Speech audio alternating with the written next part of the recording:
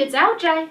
If you hadn't noticed from my previous video, I've just recently come back from the UK, where I was living over there in Cardiff, Wales for 2 years. And I thought for today's video that I would do a similarities and differences between living in Wales / the UK and New Zealand. So here we go. Firstly, the differences. So obviously there's my accent, the New Zealand accent, and then there's the Welsh accent, which is a bit like this. Sorry if I offend anyone from Wales, but yeah, here's my attempt. Wales, Swansea, coffee. But that's my attempt. Yeah, so we have completely different accents. Yeah. Mother's and Father's Day is on completely different dates. So if you're in another country and then it comes to Mother's Day over there, remember that it's not necessarily Mother's Day where you're from. But what does it matter? I mean, you can spoil your mum twice if you want to, or your father twice if you want to. Up to you, but yeah, they're completely different dates for, I don't know if it's for every country, but yeah, New Zealand hasn't got the same dates as the UK. Over here in New Zealand they use kilometres, and in the UK and Wales they use miles.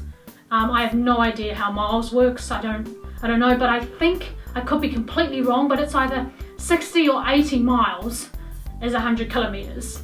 But I can't remember, so yeah, maybe I'm completely wrong and neither of those figures are 100 kilometres, but yeah, that's what I think. Over in the UK and Wales, instead of like in New Zealand we call it pay wave, but over there in the UK and Wales they call it contactless. So I would be over there saying pay wave to people, do you have pay wave? And they have no idea what I'm talking about. So I eventually got used to saying contactless. So yeah, that's one thing to remember when you're over there. I have no idea what pay wave is, only contactless. In the UK they love their football, whereas in New Zealand we love our rugby. In the UK they have on Netflix and they have Amazon, and there's way more TV series and movies to watch on there. There's a lot more available in the UK than there is in New Zealand. New Zealand is very limited in what it has. Yeah. The drinking culture and social culture in the UK and Wales is so much better, I think, than in New Zealand. Like, they like to go out a lot, like even during the week they'll go to the pub. When you go out clubbing, nobody seems to, well, from my experience, no one seems to hit on you. That might be just because I'm not that attractive.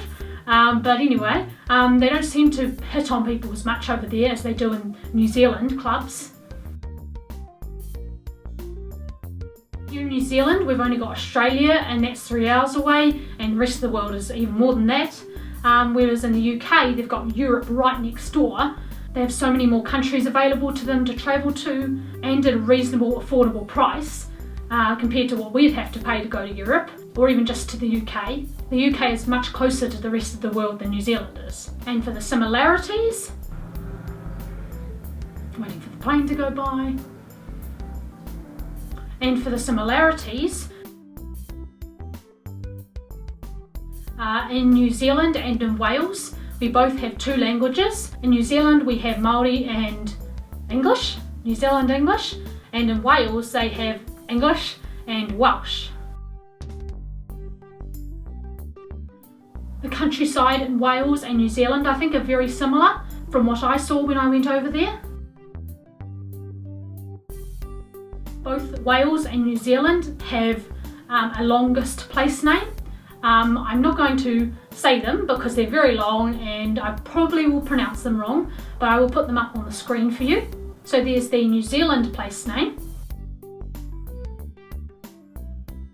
and the Welsh place name.